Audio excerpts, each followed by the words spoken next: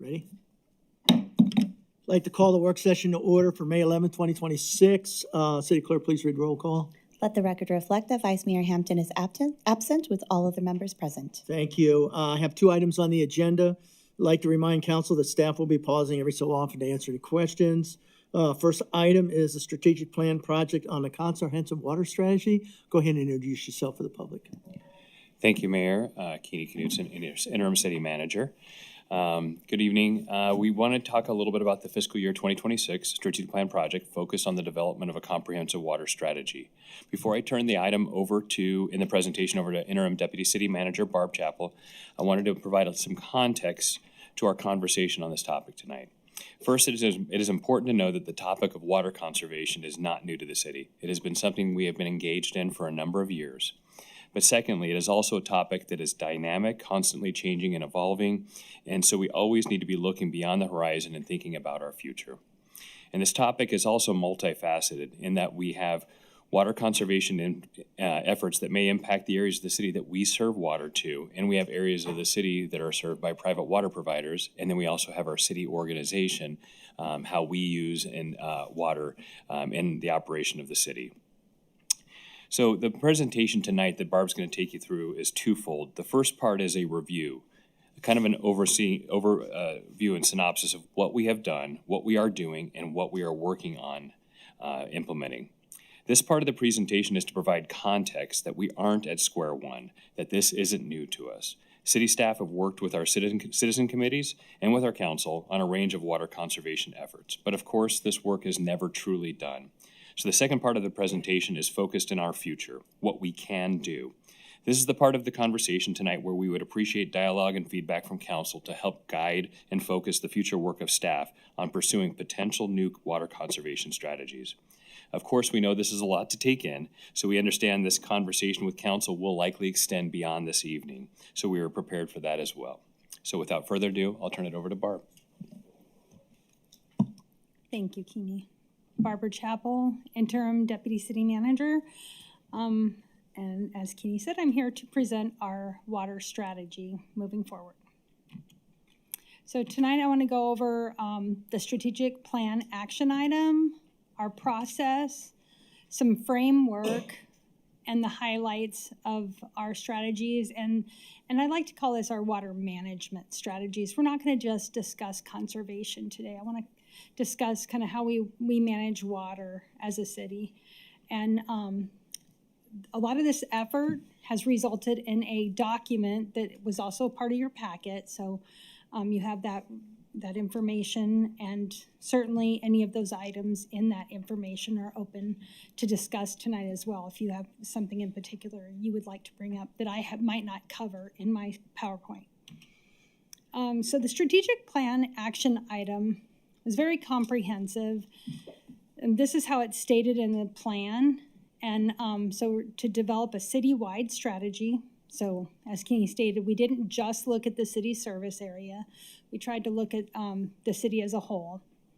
We also wanted to look at how we plan for water and infrastructure and how we develop the guidelines and processes that developers follow. So it was a very comprehensive look. So moving forward, the process that we went through was, first of all, collaborating with all of the multiple city departments that we work with when we manage water. So that includes the city manager's office, our public works department, water services, that's probably the given, digital communications, the fire department, and then of course, parks and recreation. We also had some meetings with the private providers within our city service area, our city's limits, specifically Liberty and EPCOR, the two largest providers in the city. So then we decided to look at our framework. How would we document this that would be a more easier way to understand and follow through the document? And so we decided to break this up into the 4 main points that were in the strategic plan item. So infrastructure planning, our water use and conservation, development guidelines and process, and then water resource planning. So within the document, those are the different criteria or categories that items are split into. And then further, we split them up temporally by things we've already done, things we're doing, things we will do, and then of course the what we can do, and some of that more visionary and future look as we move forward. We also, again, we looked at the city as a whole, so across any water service provider boundary, but city as a whole. We also looked at the city service area. We looked and worked with those third-party companies, and also internally at the way the city, our facilities, parks, how we use water as a customer. And so I'd like to highlight now, moving forward, some of the items and things that we've done. So in line with our mission or our culture statement, we'd like to celebrate our wins. So we'd like to look back a little bit on some of the past. And in 2018, the city had established a water conservation committee. Actually, council member Kano was a member of that committee before becoming a council member. At that time, the committee identified several strategies and conservation programs for us to move forward with. And some of those highlights were our residential programs of smart controllers, the low water use shower heads, and we implemented home irrigation audits. And these are all geared towards our single-family residential customers and ways that we could help them conserve water in their homes. We also looked at our non-residential programs, and I don't want to confuse this with not our residents, period, because many of our non-residential programs are still geared towards our homeowners associations. So they still are very impactful and they help those residents. So things like our turf reduction, and then we also have our commercial and industrial customers. We implemented consultations with them. But our program and this sign in this picture you see here is just one of the ways that we highlight those partnerships with HOAs when they're implementing some of our water efficient tools and strategies. We've also implemented this water waste and reporting. So we initially started it with a reporting and in a way for us to follow up. And we've since implemented this through our Goodyear 311. So we're utilizing that new tool to help us handle these water waste and reports. And then I wanted to show some of the statistics. And then what you'll see in front of you is an updated infographic of some of our statistics up through current, of some of the savings that those programs have resulted. And they are very successful programs. We're seeing the results of our efforts. And so many of these items are ongoing. We're not just going to stop offering these programs, but what we also want to do is continue to expand, find ways to get even better. So what we're doing. So the majority of those projects, like I had mentioned, we're going to continue to manage and move forward. We also now have a Citizen Water Advisory Committee that's not solely set, their mission isn't solely to help provide conservation programs and input. And we did use them mostly over the last couple of years to help with our rate development. But now that that's done, we have a 4-year rate adopted. We really are working with this team of residents to work through some new ideas, what's next for us, whether it's water augmentation projects, how we plan for infrastructure, development guideline, all those sorts of things, ideas, certainly using that committee to help us through some of these. So moving forward, just some highlighted items I wanted to share with you that we're doing. We have this leak detection program. So one of the components of the leak detection program is a water loss audit. And this is a industry standard audit that is performed by water providers. And what it looks at is, we refer to it as non-revenue water. So we produce water, we deliver water, and then if it gets measured and reported through a meter, that's how we get paid back. There's always a gap. It might not necessarily be a bad thing. Some of it could be firefighting is where some of that water may have went. But it's just a way for us to audit our system, and where we see anomalies where we pumped more from the ground than we delivered to our customers, we dig in and we find out, where did that water go? Was it a fire suppression activity, or do we have an unmetered connection? Where are we losing this? Is there a leak somewhere? The other piece is monitoring. So maybe there is a leak. It's just not bad enough to show at the surface level. So we use equipment and sonograms and listen to our systems and see if we can find those leaks and get them repaired more proactively. So our water reuse. This is more of a water management tool. And we're certainly focused more on aquifer recharge and our exchange partners. And this is more of an indirect potable use or non-potable use of that resource currently. Those are our focused efforts.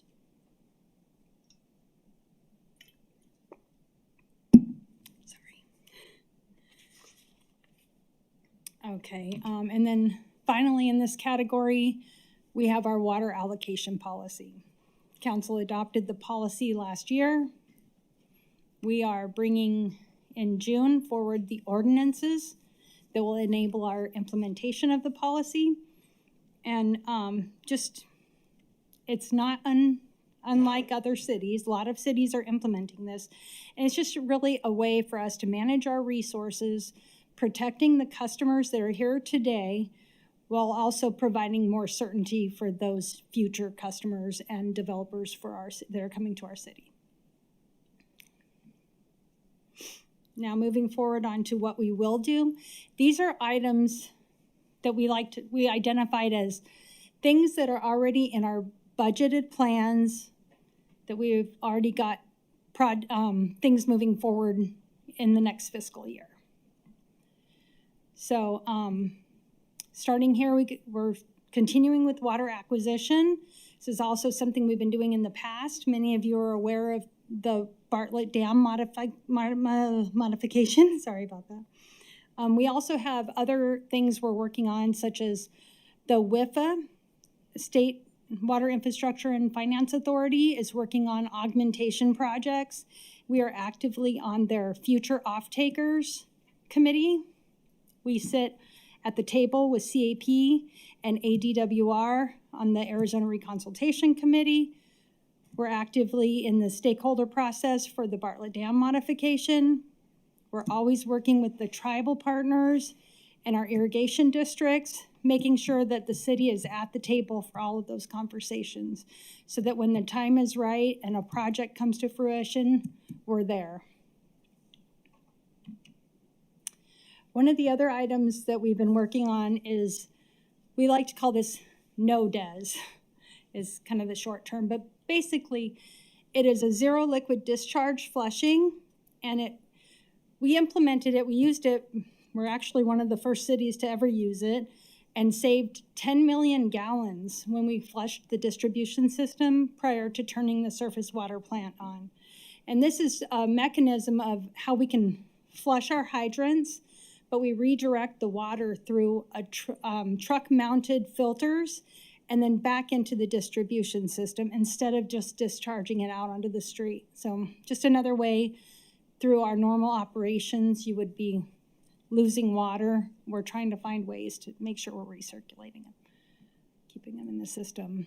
And then our community-wide culture of water efficiency. We've been working closely with the private providers and finding areas where our conservation programs and theirs intersect and where we can partner on things. Some of the ones we've done recently were rain barrels, where we distributed rain barrels to customers in both Liberty and the city service area. We partner with water festivals in helping, train our youth on ways to use water more efficiently. And we really focus on efficient use of water. We don't want to hoard water. We know that water can provide a really good quality of life. It's got recreational benefits.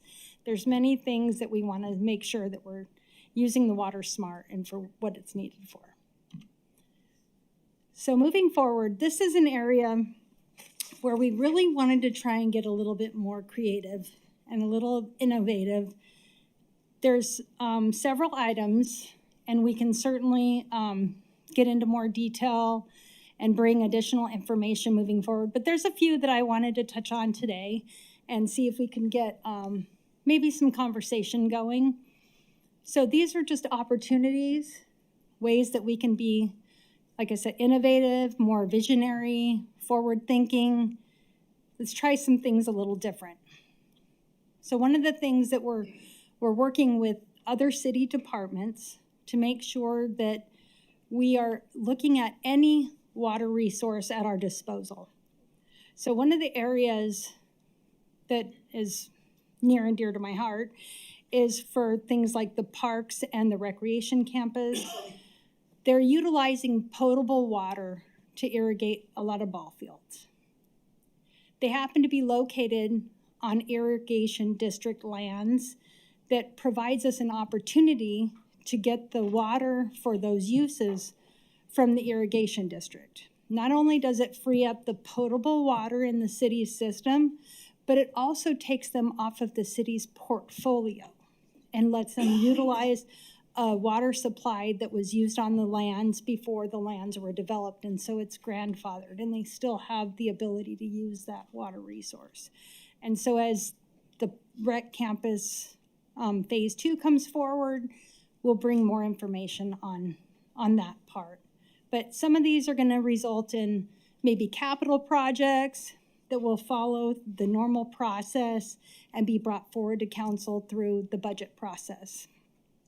And that's how you'll see them being implemented. But this is a big, and it's covering all of our parks, even in Liberty service area. Partnering with Liberty. Do you have an alternative supply that can get us off your potable? So this is one area that I think will make a huge impact. One of the other, again, more of a water management tool, and that is the advanced water purification. So you've already got a couple cities in the valley that are moving this direction. And so this is also known as direct potable reuse. And this would be a way of utilizing technology to take treated wastewater, so water that we've reclaimed, we've treated and reclaimed, and utilize it for a drinking water supply. So that's new technology that's out there. And then one of the other new ideas that we've had, and staff would really like to move forward with, is we're calling it like a cap and trade. So you guys are probably familiar with that term. It's used to talk about carbon and how we put limits on industries with their carbon footprint. Essentially what we would do is we could find maybe an industrial user that needs some extra water, and they could fund a conservation program for, say, an HOA turf conversion or something of those sorts that would free up the water resource that was used for irrigation for them to use for their manufacturing, for example. And in turn, those residents will benefit from reduced costs to the HOA. They don't have the high water costs, the high landscape maintenance costs of all that grass. And so it's really a win for those residents, and it would allow for our industrial customers to potentially have another mechanism to get water for their production. So those are just a few of the kind of what we can do. Open to any discussion, but that's the extent of our presentation this evening. Thank you, Barb. Very, very informative. Who's up? Go ahead. Yep. Thank you. I believe that this strategic plan item was my contribution, and when you set it up over time, and you have to go back and revisit what did we mean, and what was I thinking about when I proposed it. But I appreciate the ongoing conversations I've had with Keeney and Barb on this topic.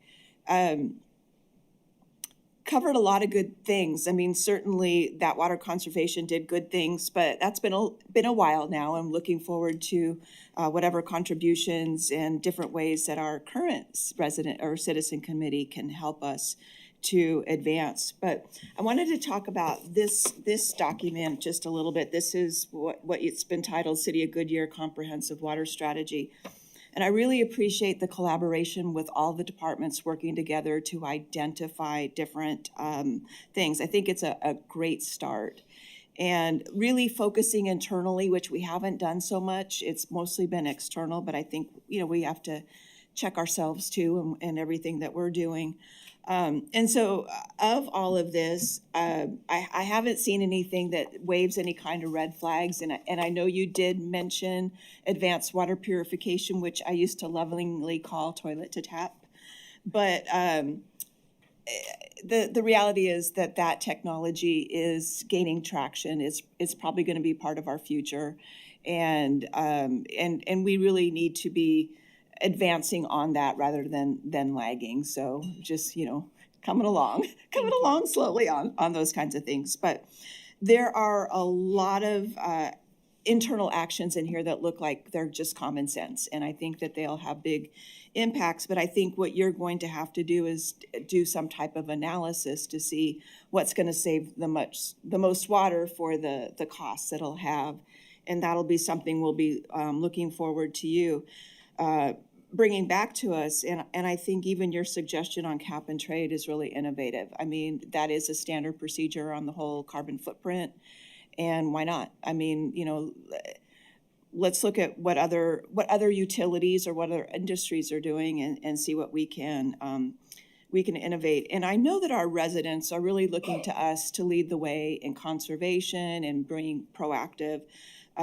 They want to know that we're good stewards, and the fact is we are good stewards, and we have built a long runway for growth, and growth is coming, but we're able to do that because we have invested in infrastructure to get us here. But it's going to be really critical that we continue to think about infrastructure as we move forward so that we don't lose any ground or any momentum, certainly as our city grows.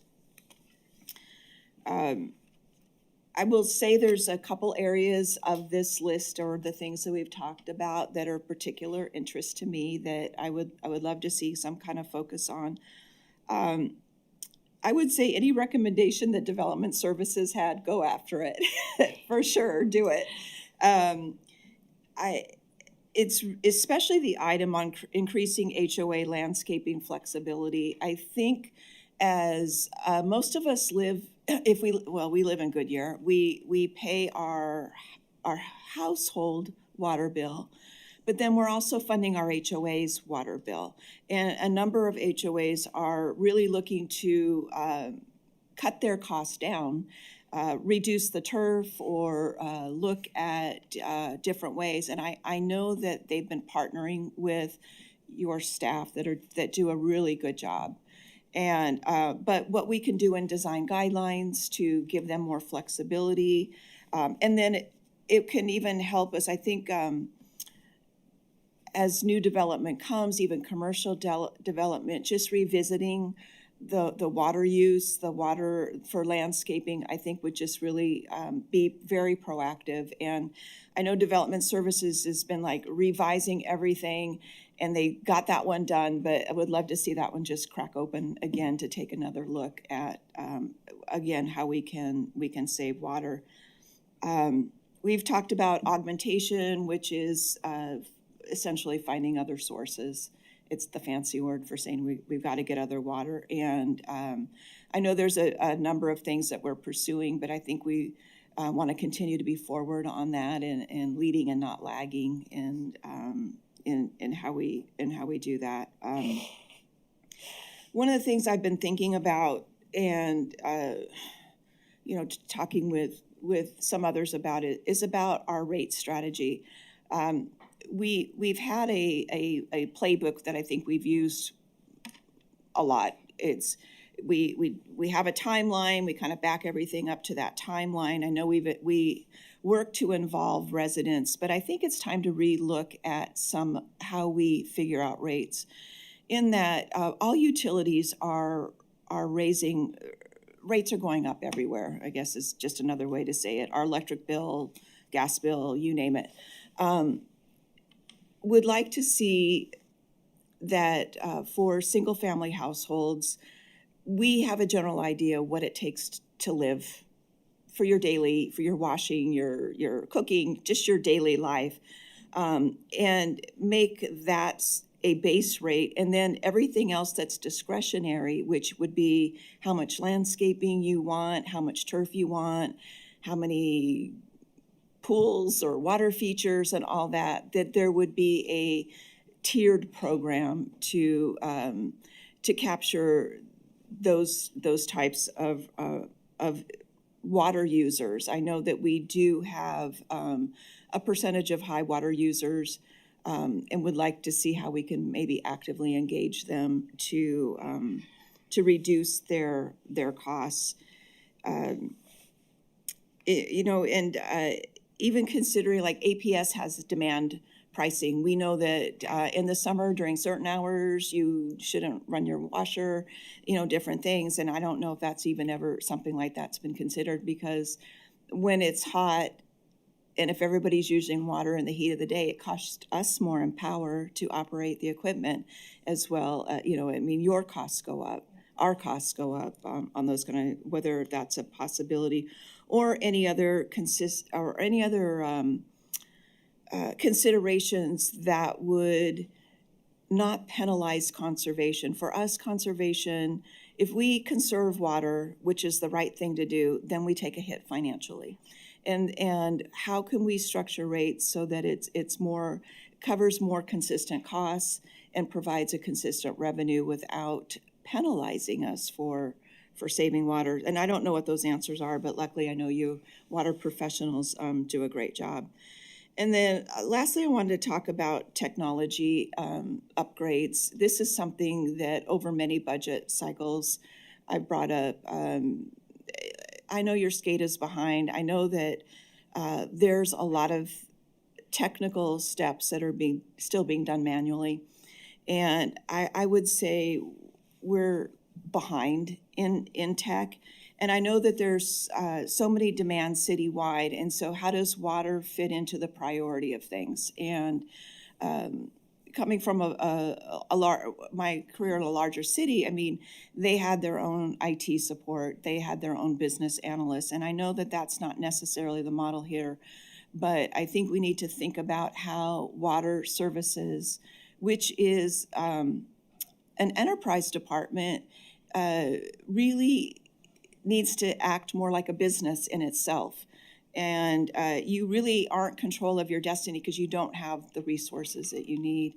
And I was disappointed to hear that the business analyst that was slated for the budget was removed, because I think you wanted a different position. I think you're way behind in that, in terms of helping you to forecast, model, project, develop the data-driven strategy that we need, and you just don't have the resources to do that. And I think we're missing out on that. So would love to see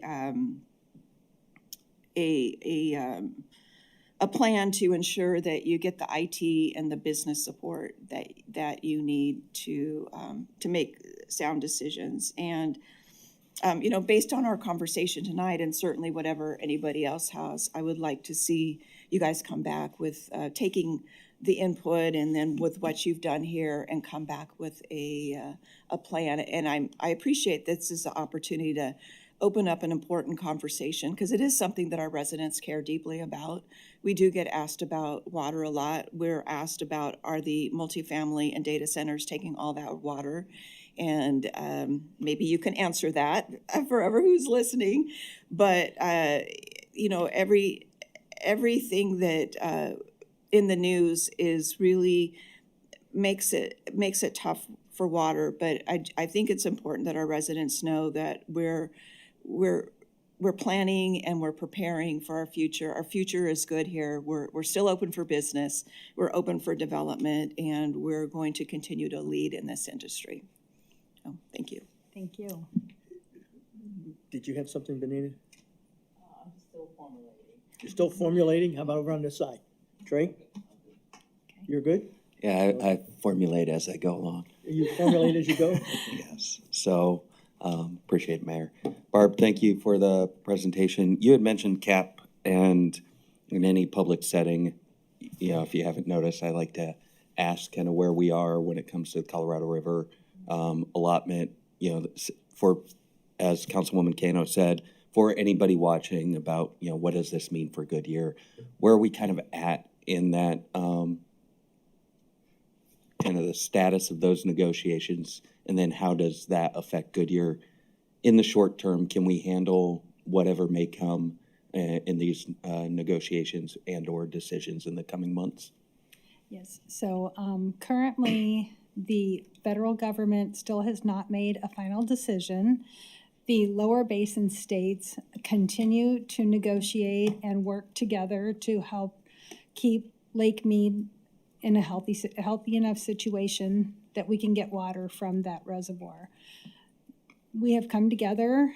There's going to be an update at our meeting on Wednesday about what that looks like specifically, but the 3 lower basin states do have a plan and a path forward for at least the next couple years to buy even the Bureau of Reclamation a little bit more time if they should need it. And that plan would be very similar to some of the reductions we've been seeing, somewhere around 25 to 30% cuts for the lower basin states. And that plan will be shared. We're all working on ways that we can split up how those reductions are made, and that would be kind of a voluntary situation, something we're trying to offer up the federal government to help them see the light and come up with a sound decision. But to further add to that, our current modification application for our designation of assured water supply, we have only requested 50% of our Colorado River supplies in that application. So should we get a 50% cut to those supplies, it would not impact our next 10 years worth of growth. Okay. All right. I appreciate that. And I know it's sometimes repetitive, but every few months I kind of like to bring it up just because it's in the news. And then, you know, as again, Councilwoman Cano said, we hear concerns from residents almost on a daily basis about water. It's like, how can you have this growth if they're about to, you know, cut water access? And speaking of that, and speaking of another thing you had mentioned when it came to firefighting, something that has come up to me a couple times from residents. I think other council members have seen it. A little over a year ago, you know, there were the large fires there in California in the Palisades. When it comes to, and this may be a question for Chief, but when it comes to our ability to maintain pressure and water for our hydrants citywide, like, you know, the Hazen fire just down the street in the last couple weeks. Has it been 1 week, 2 weeks? I can't remember. But, you know, it just kind of reflects, I've had a couple people ask, you know, what if it were to jump, you know, the riverbank, something like that? Do we have the capabilities to suppress that? Do we have the water available to put up a defensive line, something like that? So I don't know if that's for you or for Chief, just kind of what are the status of the water when it comes to our hydrants citywide? Yeah, so certainly we have, our system is designed for impacts such as fire. However, something as large as a brush fire that overtook an entire riverbed, for example, I believe there's other mechanisms that they use for fighting those fires. Sometimes there's, you know, planes come over and drop, they're getting water from other areas. They're not going to necessarily get all of that water from the distribution system. But we do have our storage in place. A lot of the storage tanks you see, that is why we have them, is so that when a fire does break out in our city service area, they can open up a hydrant and we have all that backup water sitting in water storage tanks to be Okay, able so to we- provide them. And a lot of that comes from, and I apologize for thrusting this upon you, but like I said, I make up a lot of this stuff as I go along. That, you know, we did see, well, I think it was a little more than a year ago, you know, you had neighborhoods not having water in their hydrants, things like that. Obviously, a riverbed fire is different than what they experienced, but it doesn't mean that there aren't residents out there. Wait, could that happen here? And so I just wanted to bring it up since it's been a year, and we're talking about water and the availability and that sort of thing. Just kind of our ability, you know, it's not just our water, as you mentioned, but there would be outside water for any large catastrophic event like that. So from that, that's good enough for me. Councilwoman Kano hit a little bit on some of our development projects. Specifically, you know, there's this new groundswell, I guess, against, you know, water usage in data centers and battery energy storage and those sort of things. Any new development as such, can you speak a little bit towards their water usage compared to what it maybe was 5-10 years ago, to what it is now, just kind of generally as an industry? Because, you know, as was said, there's, you know, they're cutting the Colorado River, yet you're approving a data center, or you approve an energy facility or something like that. And it's just, the county approved something just north of Luke Air Force Base, and they had, you know, 500 people come up and show up last week to a county meeting. Half of them concerned about, you know, just dumping water away for I believe a data center that project was. So can you speak a little bit to how those development projects utilize water generally as a whole, not looking for specifics, and then how that relates to our overall water portfolio? So generally, data centers are not large water consumers.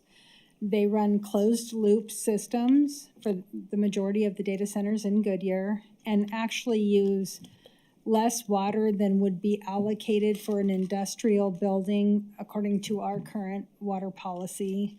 So right now, I believe the latest numbers we looked at, data centers use maybe 3 to 4% of the water that's being used in the city's service area. Okay. That's good enough for now. And then one last one, I maybe have a slightly contrary position, but, you know, I saw this presentation, and when it comes to the cap and trade system, you mentioned, you know, other energy sectors. I remember this, you know, from, you know, 15, 20 years ago. This was quite a politically toxic initiative when it came to the energy industry. I would have concerns about, you know, where do you cap it? How much do you cap it? You know, where are we interfering there with the market? Because I like the idea of enterprise funds. You know, we operate it as a business. What comes in goes out into our water programs. And, you know, depending on where you set a cap, you can artificially inflate prices. It results in higher prices for either the utility and or the consumer.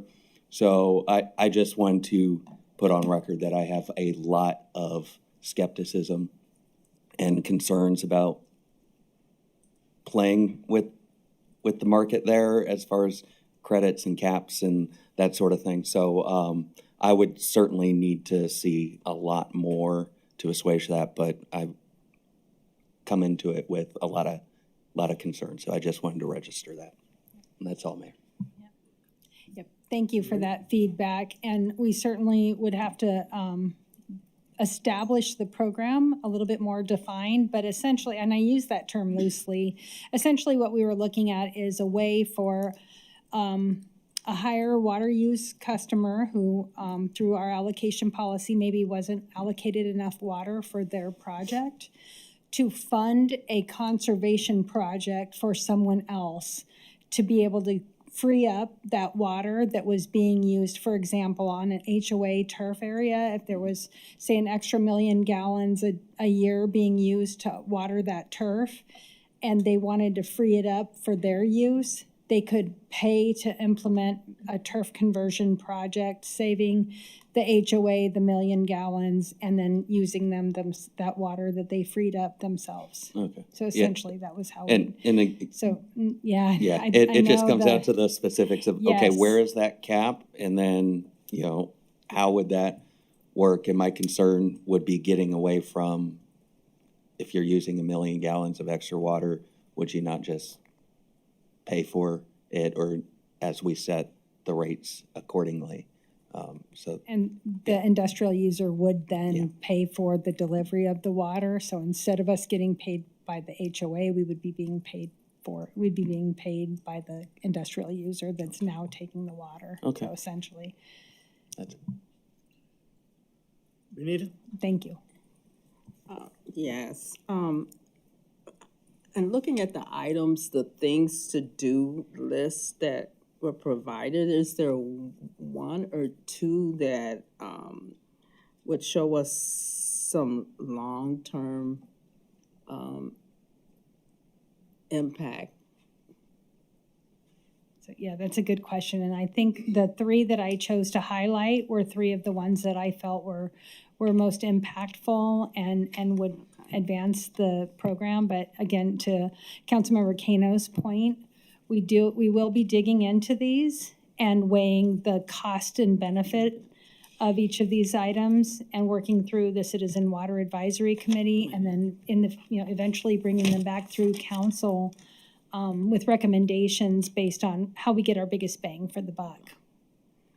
And the other thing that keeps coming to my mind is that I know we talked a little bit about the, businesses, commercial, but on the other half of it is our residents that are crying about their rates.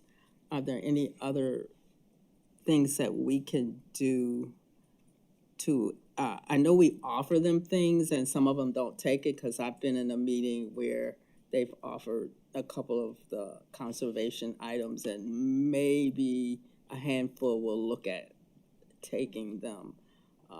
But are there any other kinds of incentives or like I was looking at the sheet that Laura had. I actually printed it myself. I just didn't bring it with me. And I sat there and went through each item. And there was one on there about actually looking at how to do land, how to do what would I say? Landscaping that didn't use a lot of water and actually offering that to residents.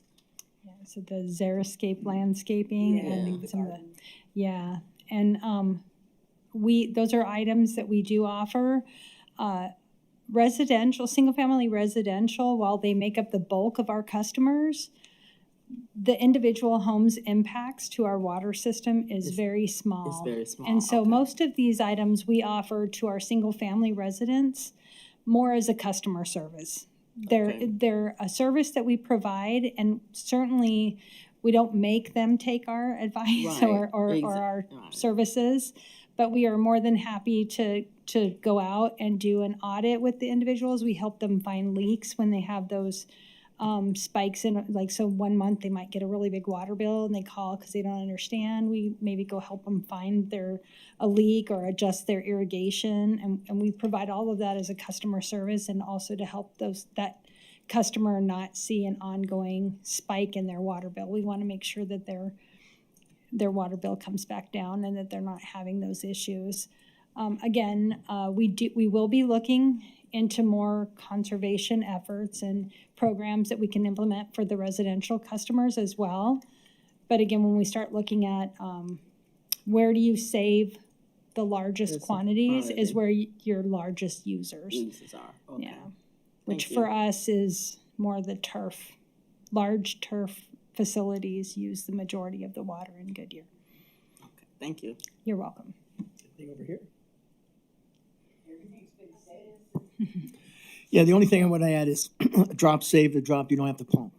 So anything you can do to try to find the leaks, and I'm for technology, you know, especially once you get into AI and some of the other things, and where you can identify a specific homeowner or whatever anomalies that they get, that gets attacked early on, as opposed to waiting till some huge bill comes out, because all of a sudden you can tell what goes on there. But you're right, a lot of it has, for example, the amount of water that can go through a toilet if that thing's not, if it's continually running, is huge. You know, so any times you can catch some anomalies like that, and I think technology is gonna help you get to those pieces.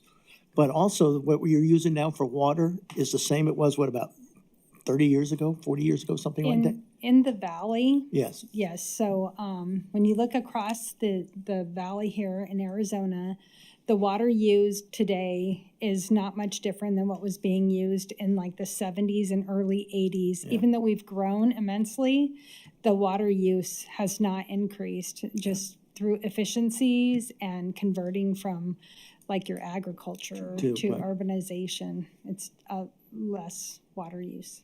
well, I think I appreciate the presentation. I know you're trying to find all the different ways, you know, to save us some money on there. And like I say, a drop saved is one you don't have to pump, so thank you. You're welcome. Thank you all. Thank you. All right, next up, update on the Public Safety Action Plan, proposed focus areas. They're coming on up. Mayor and council, as Steve and Eric come up to the podium or to the table here. Tonight's presentation is a continuation of our conversation as we progress in the development of our Road Safety Action Plan, which is slated for completion later this year. We have previously had one-on-one interviews with each council member about Roadway Safety Action Plan to solicit your feedback and on road safety issues you're experiencing in Goodyear. We have talked about the purpose and timeline for the development of the plan. In doing so, we have also shared with you how we are using data to guide the plan's development, as well as the importance and need for public input and feedback. Obviously, the plan is intended to make our roadways safer for all users, drivers, bicyclists, pedestrians, etc.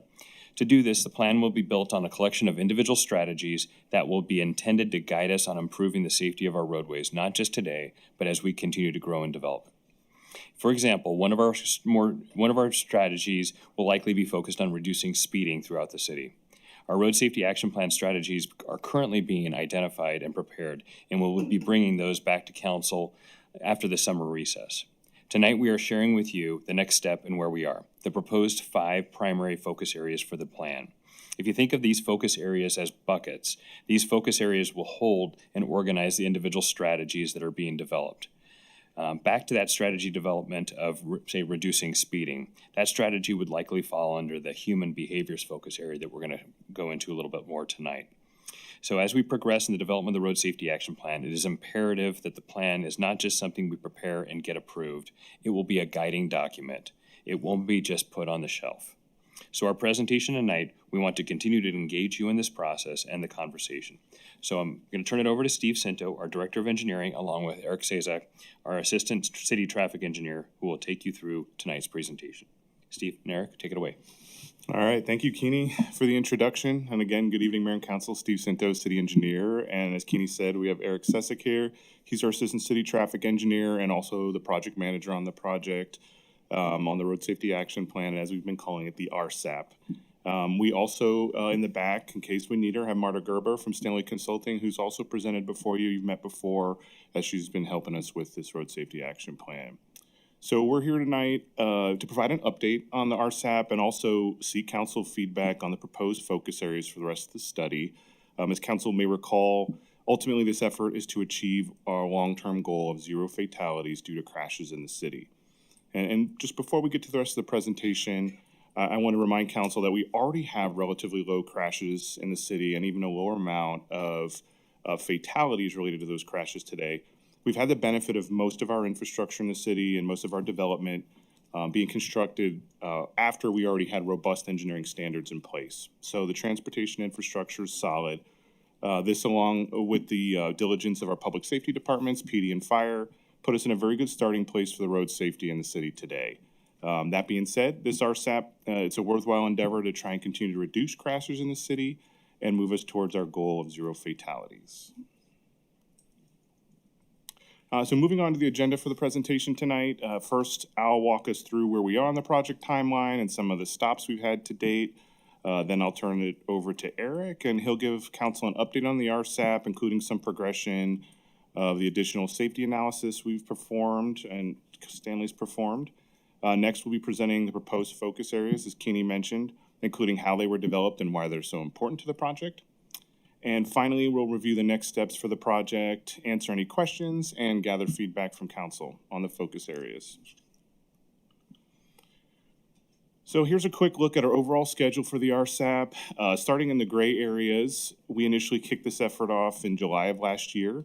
Then we had some council one-on-ones, several work sessions with council, just to help establish the goal for the plan, provide periodic updates, and also talk about the public engagement efforts.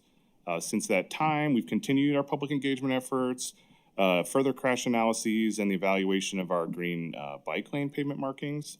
And that brings us to the green star tonight up there, where we're here to introduce and seek feedback on the focus areas of the study. At this point in the presentation, I'll turn it over to Eric, who'll go over how the team developed these focus areas. Eric? Thank you, Steve, for the introduction there. So as you guys remember, back in March, we did our initial safety analysis. Can with- you get that a little closer to you there? Yeah, There we yes, Thank you, guys. there you go. So back in March, we were looking at our initial crash analysis, which introduced the safe systems approach, which we are focusing on eliminating fatal and serious injuries on our roadways. This analysis has looked at 7 years of data between 2018 and 2024, and includes the entire city, excluding elevated facilities that ADOT maintains, such as Interstate 10 and State Route 303. This data has allowed us to create a heat map of locations where crashes have already occurred, based on crash density. This crash density map shows that majority of our crashes occur north of the Gila River. However, the heat map is only one part of the overall picture when looking at crash analysis. The city of Goodyear has a total of 490 miles of public roadway. While the heat map shows crash density, it does not define specific intersections or corridors, but rather generalized areas. The high injury network map takes that information and identifies those exact corridors and locations. When we use this information, we can create a map that identifies approximately 11 miles of roadway where severe crashes have historically occurred. However, crash locations are only one part of this equation, and engineering is not the only solution. As part of this project, we are looking at what attributes may have contributed to those crashes, such as speeding or driver impairment. By using the lessons we learned here, we can proactively create focus areas that go beyond engineering and include driver behavior, education, and enforcement, which may be more effective at reducing these crashes at some of these locations. So, how do we get to these focus areas? Well, our focus areas are developed through a combination of regional best practices and local data. We reviewed what other regional agencies have done, including City of Phoenix, ADOT, and MAG, to understand their approaches and then customize it to fit specific Goodyear needs. This selection process both uses quantitative analysis, looking at data, and quantitative input factors from the community. This data includes the high injury network map shown on the last slide and adds crash patterns, injury severity, and injury type, which is currently shown on the chart. We also layer in other data sources, such as traffic volumes, speed data, pedestrian bicyclist activity, to create a data-driven approach. However, data doesn't tell the whole story of the roadway. This is where our community input is added. Feedback we have received through surveys, stakeholder meetings, and local changes, things like current and upcoming projects or developments. Public engagement has been a large component of the plan and has included ongoing social media posts and information in Goodyear's In Focus magazine. We have also shared the public website and survey at city events and have reached out to organizations. This outreach has included bicycle groups such as West Valley Cycle Organization and gathering in-person feedback on the green painted bike lanes, in addition to our public open house. The chart on the presentation highlights some of the feedback we received when we asked residents to identify their top 3 issues the city should focus on first. This combined approach ensures we're not just reacting to past crashes, but also planning our future growth and addressing community concerns. Both of these factors have contributed focus areas, which were developed by the Technical Advisory Committee. This committee was led by engineering and includes members of Goodyear PD, fire, and other departments with the help of our consultant. This brings us to why should we have focus areas? Focus areas ensure our efforts are strategic, data-driven, and impactful. This allows us to save lives based on highest cause of injury, use data-driven priorities rather than anecdotal observations, establish clear accountability across departments, enable coordinated action, and ensure these outcomes are balanced across the city. While crash data shows patterns, by organizing these patterns into focus areas, we can prioritize concerns and address them at a system-wide level. This approach allows us to move beyond isolated fixes and instead implement consistent, scalable improvements across the city. It also aligns our stakeholders and community around shared priorities. Ultimately, these focus areas help us target the root cause of crashes and make meaningful progress towards reducing fatal and serious injuries to reach our goal of 0. This has led to 5 proposed focus areas. Each focus area will include specific strategies, responsibilities, and implementation recommendations. While there is some overlap between the 5 focus areas, the team will be working over the summer to define these focus areas and share them with council at a future work session. Our first focus area includes human behavior, which includes addressing some of our community's biggest challenges and concerns, such as speeding, aggressive driving, and red light running. All 3 of these were identified as the highest concerns from our community during our public outreach. This focus area can also address these behaviors and also encompass aspects of education, enforcement, and public awareness campaigns. Engineering improvements are important, but pedestrian driver behavior plays a significant role in crash prevention. Essentially, this looks at ways that can discourage poor behavior on our roadways and encourage good behavior to reduce crashes.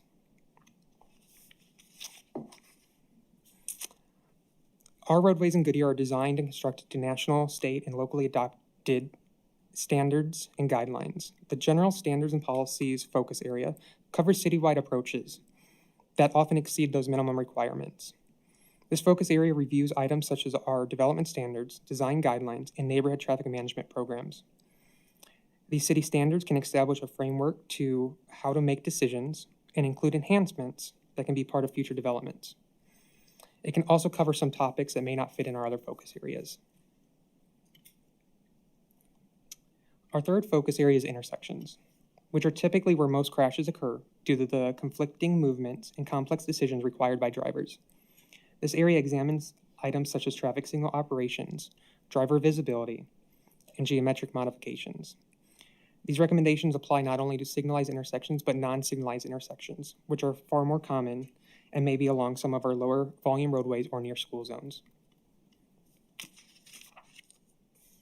The pedestrian and bicycle safety focuses on community feedback we have received. This focus area examines the green bike lane pavement markings, which are part of our demonstration project. It also includes items such as sidewalk connectivity, crosswalks, and multi-use paths. All of these items can enhance safety, but they can also promote economic growth and improvements to quality of life for our residents. Based on our community feedback, the majority of those surveyed identified multi-use paths that separate pedestrians from the roadways as a priority, along with the importance of roadway maintenance, including our pavements and sidewalks. Our final area is growth and congestion management, and it's actually pretty unique. It's not something we find in other safety plans we've looked at, but this area acknowledges that Goodyear's rapid growth and strategies to accommodate that increasing traffic volume while maintaining safety, such as access management, volume projections, and public safety response times. It also considers evolving factors such as changes in technology, advancements in vehicles, and changes in drivers' expectations. This is a challenging task and includes extensive coordination, but embraces the safe systems approach, where responsibility is shared on the roadway and safety is proactive. Before we open it up to feedback on the proposed focus areas, we do want to cover some of the next steps of the project. Public engagement is still a continued activity of the project and is going to continue. Over the summer, we will be working on the development of the specific strategy and the recommendations for each focus area, as well as drafting the road safety action plan. I would also like to draw your attention to the purple stars, which are future council updates. In October, we plan on wrapping up the Green Bike Lane demonstration project and will return for another work session to review the strategies and recommendations for the focus areas. Later in the fall, we will finalize the road safety action plan and seek council approval and adoption at the end of the year in December. The adoption of the road safety action plan is an important step because it does make us eligible for future federal funding if and when it becomes available. With that, we are here tonight seeking feedback on the 5 proposed focus areas and would be happy to answer any questions. Before I open it up, real quick, heading north on Litchfield Road to where you're making a left-hand turn on McDowell. Is that left-hand turn wide enough to double stripe it? Because there's times there are people hanging out in that road and backing up on the left lane. So, and it looks like it may be wide enough like they did with the on-ramp to 101, where you could actually double lane that to remove some of that backup. Because there are times where they're way backed up on that road and always worried about getting rear-ended or something along those lines from that backup to make that left-hand turn. And I don't know where they're going, but there's a long line that's making left-hand turns there. No, great question. It's actually something we're looking at right now at some of our 303 interchanges and at that location in particular about Okay. making them dual left turn lanes. There is increased traffic right now just with the closures on Bullard, but that is something we're looking at. I would appreciate that because sometimes they're hanging way, way back there and always worried about is an accident going to happen there. With that, go ahead and open it up. Any questions? Go ahead. This is really thorough, and I know that you've been at it for a long time, but you've definitely done a lot of work, and I really love the analysis, all the data, the heat map, and where you're showing intersections. So you really target on the things that we want to work on. Of course, human behavior is the toughest thing of all, but I was wanting to know what the initial feedback is from the bicyclists about the bicycle safety demonstration project or the green markings. How's that been received? So there hasn't been a lot of input on the way the rider feels in the bike lane as far as them traveling over it. There was a good showing on our surveys of people saying it does change driver behavior about making them more aware. But as far as like material and any of that, they haven't noticed a difference. Okay, good. Well, I know that there are a few intersections where if you've got cars in the left turn lane, you cannot see past them. And is that going to be a factor in your analysis as well? You can't see oncoming traffic beyond the cars in the turn lane. Mayor, Councilmember Kano, that would definitely fall in under several of these focus areas, something that we'll be looking at, both intersections and potentially general strategies and policies if we. Okay. So it's definitely something that's on our radar. Great, thank you. Anything else? Go ahead. I'm really excited about everything that you found because that's what we've been talking about for several years now. Can you go back to that first slide that you had? I think it was the first one, might have been the second one. It was talking about the different things that people were complaining about. That one. That is absolutely right on. That is everything we've been talking about. The red light running, the aggressive driving, the speeding. I think there's a couple more in there that we have in there. I don't know if they're as high as these, but those are huge. And that is what we've been talking about. So I assume, obviously, your survey got a lot of that. So what are some of the comments you got to all of this? They want it handled, basically? Yeah. No, we definitely received great feedback and even specific locations that we're taking a look at to figure out what we could do at some of these locations, both system-wide, but also looking at those individual locations where concerns come in. And that is something that we're going to be dealing with, correct? Yes, through the development of this plan and then through things that come out of, hey, we need to look at this location further. Great, great. That was what I'm supporting totally this 100%. Go ahead. And Thank then you, we'll come Mayor. back to you. Just really quick, ditto to a lot of things said on there. When it comes though to road safety and focus areas, I know since I've come on, there have been a few meetings I maybe helped facilitate when it came to crosswalks, signal lights, various things surrounding our school campuses that are all across the city, especially, in those morning, afternoon hours. Yeah, that's something I hear about quite a bit.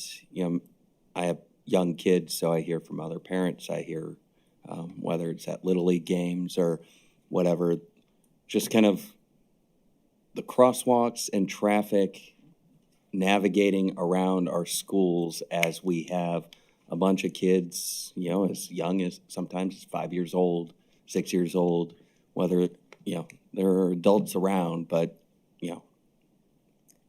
going through crosswalks or not through crosswalks, kids are going to take, it's like water, they're going to take the shortest path.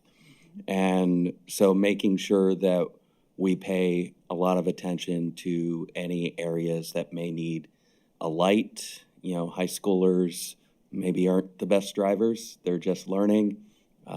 Left turns onto very wide, busy roads can get dangerous, as well as, the need for, like I said, crosswalks or various other things to ensure that our kids are getting to and from school safely, while our drivers are getting where they need to go safely, whether that's, Desert Edge, Great Hearts, Basis, or, Estrella Foothills.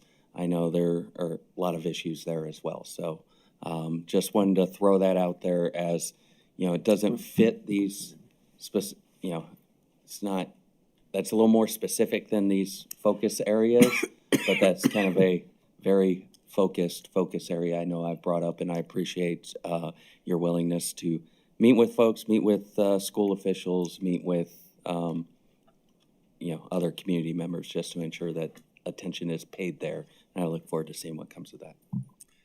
Before we, Wally, just real quick, I pick up my granddaughter a lot of times at Millennium. The kids, when I'm getting out of there, they're not even paying attention what they're walking out. They got their earplugs on, they're listening to music and et cetera. So I'm gonna get Wally here. Go ahead, Wally. Okay, I understood you said something about MAG and Phoenix. What was that? Are you using any of their standards? Because I hope not, because their traffic has nothing to do with Goodyear at all, period. We looked at their plans to see what they were doing and then customized those to fit Goodyear specific. Well, we don't want their plans because obviously they don't do it right. We need our, Goodyear's different. And if we're using any of their plans, I think we need to take another look at it. And Mayor, Councilmember Campbell, definitely understand what you're saying. What Eric was explaining is that we wanted to look at industry practices first to make sure we weren't reinventing the wheel, but we're absolutely looking at what makes the most sense for Goodyear. And, if something out there is not to our benefit, then we won't be using it. If there are ideas out there that are beneficial to us, that's what's helping us come up with the focus areas and the strategies. Yeah, from we it. need to concentrate only on Goodyear traffic, the problems we have, because people in Phoenix are nuts when they drive. We have enough trouble here. And I-10 especially, but I just am so disappointed in some of the things we're doing for traffic wise and we've talked about this plan for 4 years. 4 years. We got funding a year ago, and we're not done. So what is your plan if and when this road safety plan, action plan is actually approved? What is your next step? What are you going to do? Councilmember Campbell, great questions. So from this, Eric alluded to part of it, and that's if there's follow-up funding from the federal government, we will definitely be putting in for the next step there. But that's just one small piece of it. After today, we'll go back and we'll develop, gathering council input, we'll go back, we'll develop more specific strategies under each one of these areas, including mitigating measures or fixes, so to speak. And then from there, we'll be back in October to go through that with council, and then after that feedback, we'll be back by the end of the year for formal adoption. So when it's formally adopted, then we'll then use this as a document to come up with future projects, updates to some of our policies, potentially education measures. So it's a very broad application, and it'll continue to be essentially one of our leading guidebooks on how to develop projects moving forward. Okay, I know I asked you for traffic counts when you sent me this document that I really can't read, and I turned it over to a friend of mine who's a traffic engineer, and he said, how in the world did you even understand it? And I said, no. I simply wanted to know if you were doing traffic counts regularly, where were you doing them, and how were you doing them? By a strip across the road, or by your cameras? How are you knowing? Because we as a council have never gotten any information on what our traffic count is. How many cars go through these intersections a month? We don't know. We guess at it. Sometimes chief will say something about something, but we don't hear that much about it. And how else can we plan our city if we don't know how bad the traffic is? We know how we think it. You can hardly drive in Goodyear today that they're not ripping up a street. Councilmember Campbell? It's terrible. We just have construction everywhere. Now, I'm not talking about Buc-ee's. I'm talking about Litchfield Road. You come down there and they're ripping it up again, and you go down Indian School and they're ripping it up again. And, one entity gets done with their job and another one comes right behind them and they're ripping it up again. So, and people are complaining to me that whoever is putting in some of this fiber cable, they're ruining their yards. They're not putting the yards back to where they were. They're just halfway doing their job. And I said, call the city. Call the city, because if they're going to rip us up, they need to fix it back the way it was. That means the sidewalks or the grass or whatever. So I just get real disappointed because I expect more out of Goodyear. We're supposed to be the cream of the crop. We're supposed to be an all-America city, and we need to act like it. So I just want us to do a better job in managing the traffic, and because that's everyone's complaint, the traffic. And they're complaining about going down Pebble Creek Parkway, and then it becomes Estrella Parkway, and then they go into Walmart. They can't get out of Walmart. They can't make a U-turn to get back on the freeway. It's just a mess. So, Steve, that's your job. You got to do something. I don't know what, but I can't figure it out. So you need to do it. That's what we pay you to do, kiddo. Well, thank you for the feedback, Councilmember Campbell. And I can assure you, that's what staff, we were here last month talking about this as well. And part of many of the things we're doing as this road safety action plan. But in addition to that, we continue to, push forward more capital projects, more technology, expand the department. And that's, it's definitely a challenging time with immense growth that's hit us, which is a great thing. But it takes a lot of different efforts to try and mitigate it. And we're hard at work at that. Yeah, you got to keep monitoring the traffic lights so that you're moving traffic. I was asked about the roadway between Tuscany and Eagle's Nest, right in front of the fire station, that a lot of times, because there's no right turn only lane, it's just straight through, people get bogged down. And then when the fire department turns on their light and they're bringing their truck out, everybody gets really nervous and they scatter everywhere, but they don't have any place to go. So they keep asking for why they can't have a right turn lane only going out of Tuscany rather than going all the way over to Pebble Creek or to the actual Clubhouse Drive on the other side. And I'm assuming that is an HOA-owned road. Am I correct in assuming that? Because that's the story I'm telling them. I don't know that off the top of my head.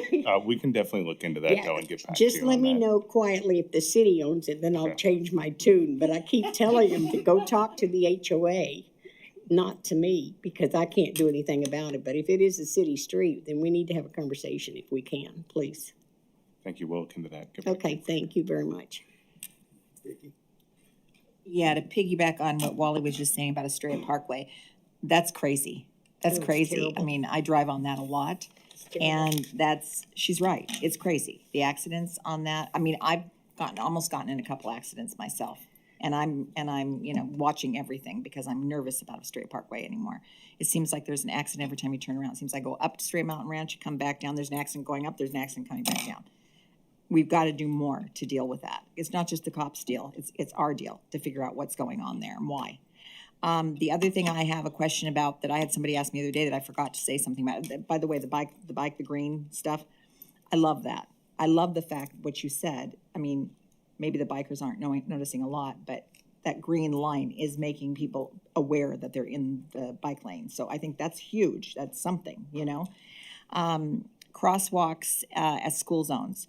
That is another concern that I've had a lot of constituents been talking about, is that people are speeding through the school zones more than they should be. And what are we doing about it?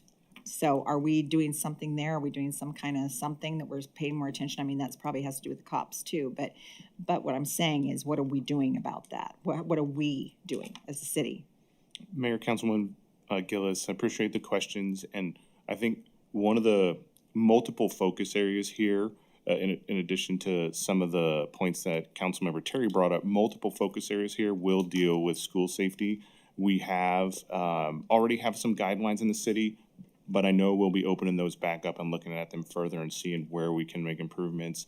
And like you mentioned, it's engineering, it's enforcement, and it may be education. It's all of those things. So we'll be hitting all those strategies hard to try and again tackle the issues that you're bringing up. Right, because of course, you know, people are looking for cops, you know, because they don't want to get tickets, obviously. You know, when they need to slow down, they need to slow down.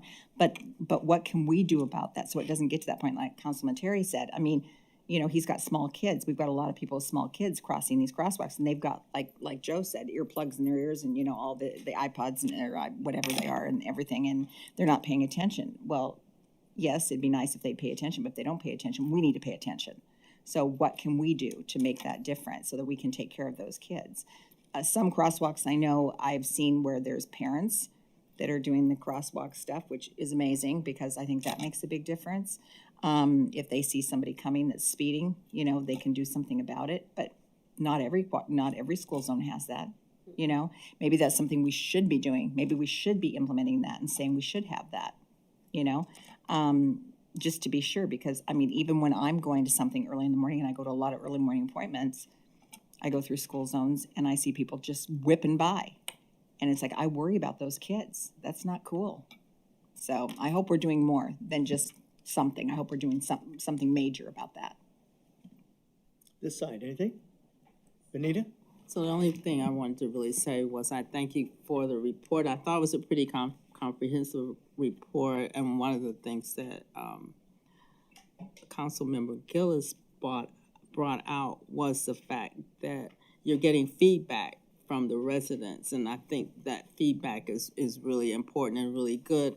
But there are also probably some areas that they may not have brought up that I want to make sure that you as a team make sure you focus on those areas also that are the problems with speeding or running red lights.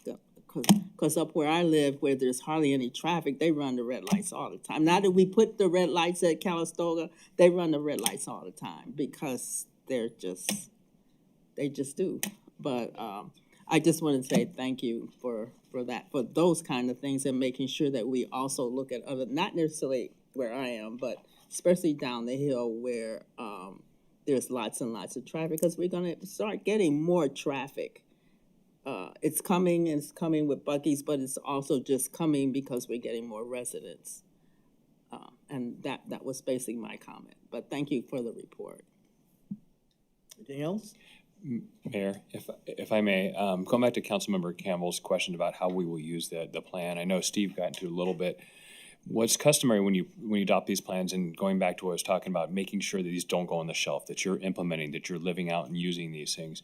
It's not just about looking out for those federal grant programs that there are to be able to to support the implementation of these projects. And as Steve noted, we'll be looking for CIP projects and incorporating those into our annual budget process. But these plans often come with an annual funding amount that allows staff to move very quickly when they see an issue out there that they don't have to wait for a budget cycle to do that. So those are things that I think when we come back with the plan at the end of the year, it will be also potentially tied to a set funding streams to allow flexibility on the staff's part to be able to act quickly. Thank you. Okay, with that, see nothing else? Next meeting is May 18th. No further business. Meeting's over.